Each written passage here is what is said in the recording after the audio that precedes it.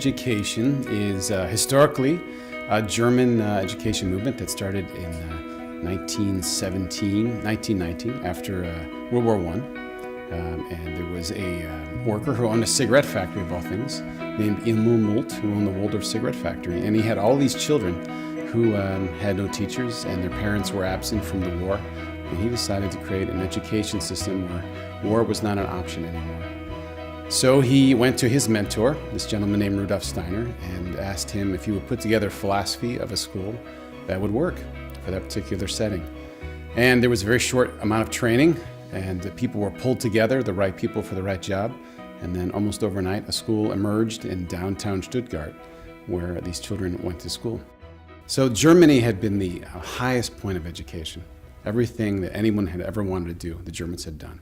But there you had a civilization which had brought the Western Europe society to a terrible war. And it would do it again. But there, in the midst of all that, this man said, the education's not enough.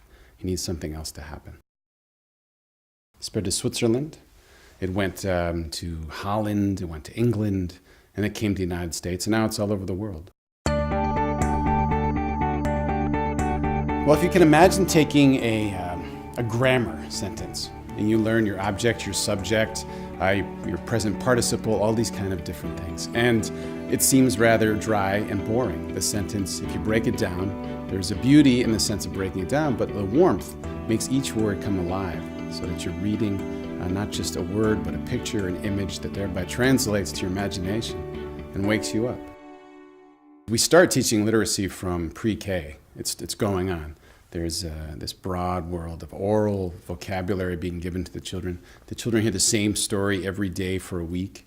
They act the story out. They hear the teacher articulate, memorize the tale. So it begins to build. And all the stories are imaginative stories. So every time there's a word, there's a symbol, and the child is invoking this image of what that is. So the education starts at that point with imagination. So really, if we were to take academics and we have that intellectual experience, what Waldorf does is it infuses it with imagination so that everything becomes an artistic expression. So it's not just writing, it becomes adjective writing. It becomes writing that describes things to the fullest.